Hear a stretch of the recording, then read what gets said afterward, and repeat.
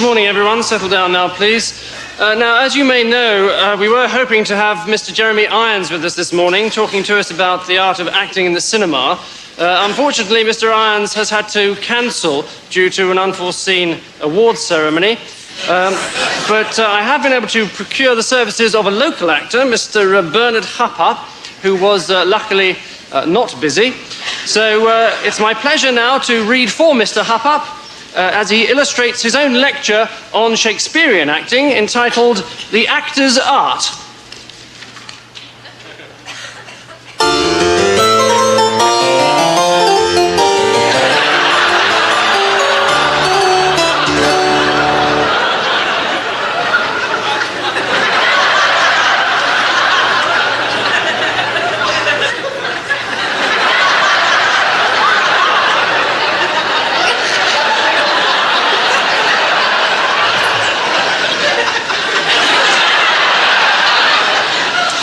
So, The Actor's Art by Bernard Hupper.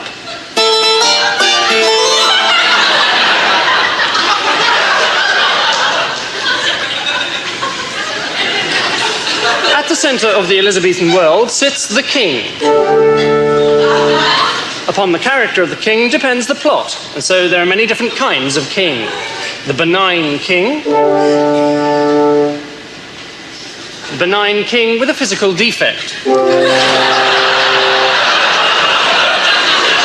The mad king. The evil king. The evil king hatching a plot. The mad king hatching an egg.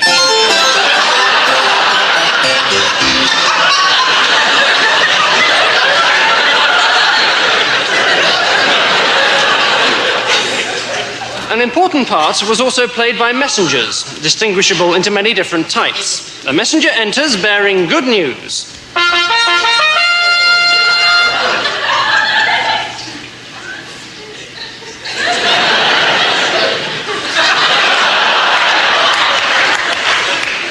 A messenger enters bearing bad news.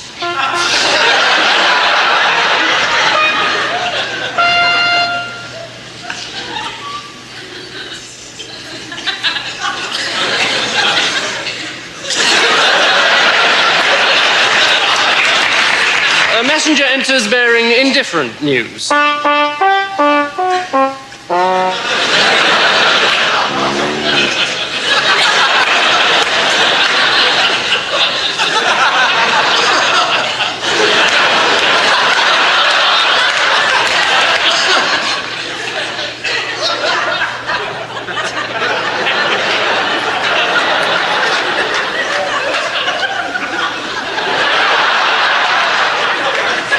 A messenger enters bearing bad news, which he thinks is good news.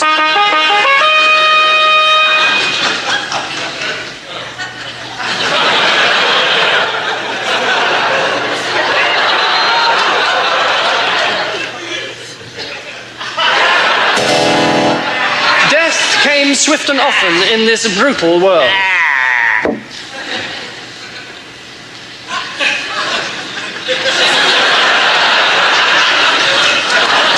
Death could come at the hands of a total stranger.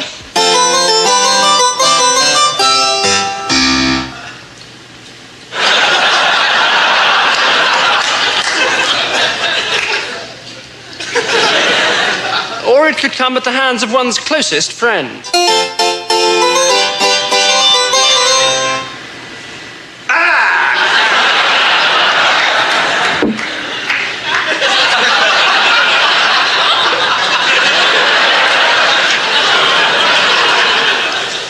Poison was particularly popular, applied to the frothing cup of ale of the unsuspecting victim. First, we look at the simple poisoning kill.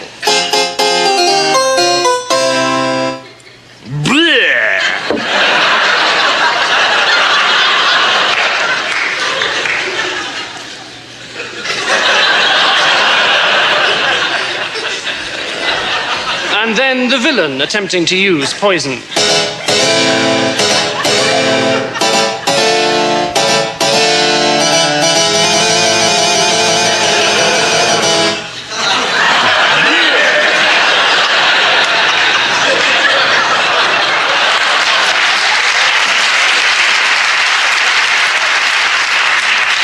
But in the end, all these were merely devices, amounting to nothing whatsoever without the plot.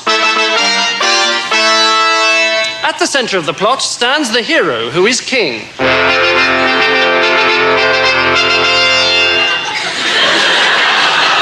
He has a twin brother, who is a villain, with a physical defect. War comes, and the hero must lead his men into battle. At the gates, the hero's mistress waits to bid her lover farewell.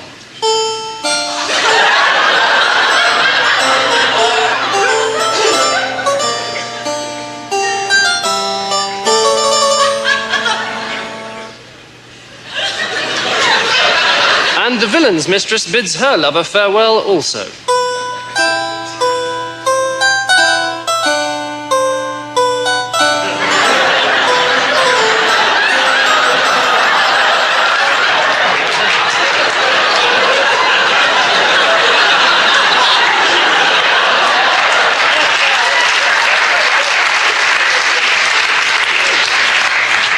The war rages on for many years. Until, at last, a messenger arrives bearing the bad news of the death of the hero. So the villain becomes king. But the message was wrong. And years later, the hero returns. In disguise.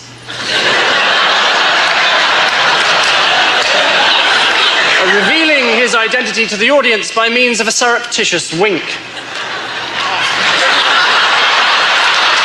But his brother, the villain, recognizes him, and they fight.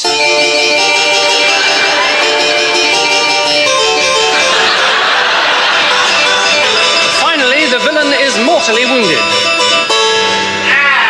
He dies.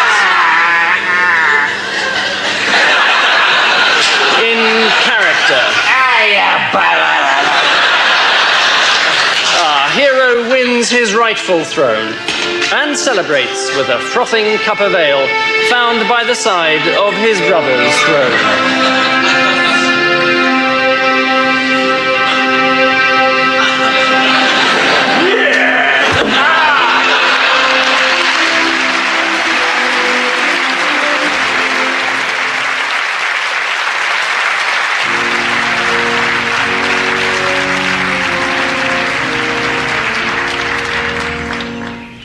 Ashes to ashes, amen.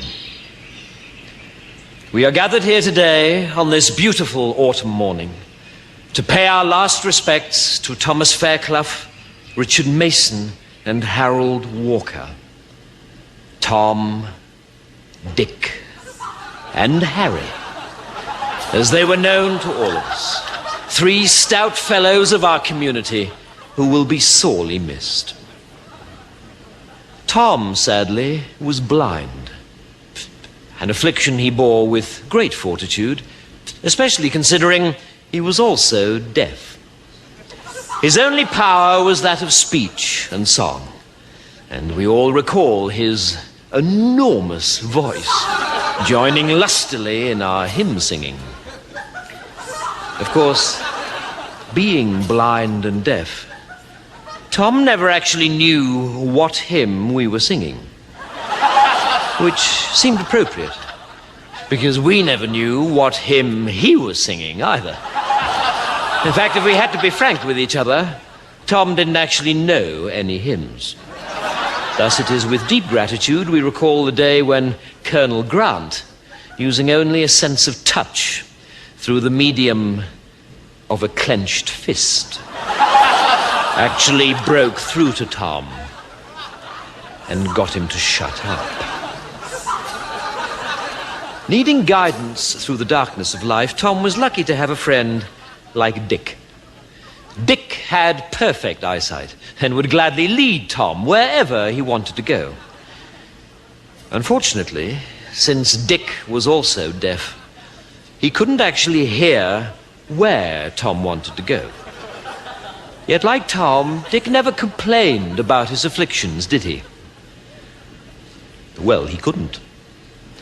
He was dumb.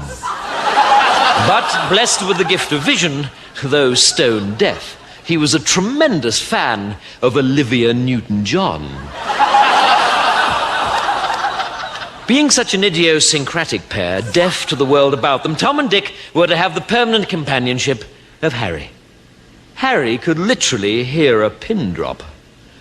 Although, being blind and dumb, he could not see to pick it up, or warn anyone else not to stand on it. And so, as individuals, they were sadly afflicted. But together, they were in possession of all of God's senses, weren't they? And it is together that we remember them. Together at their job, checking eggs at the battery farm. Dick would look for the cracks, Tom would complain to the foreman, and Harry would do the listening to Radio 1. Likewise, in the evening, when they had returned from work, they would all sit on the big red couch. Dick watching the television, Harry listening to the television, and Tom insisting that it was time to buy a television. Sadly, as we all know, 3 days ago, their peaceful lives were ended. Dick saw the combine harvester. Harry heard of the combine harvester, but neither could cry out. Tom, who could have cried out, never had the faintest idea what hit him. And so they were all harvested together, blended into oneness at last, and now we trust are in heaven, as happy as any in that immortal host. For Dick will see the angels' choir, Harry will hear the angels' choir, and no doubt Tom will ruin it for everybody.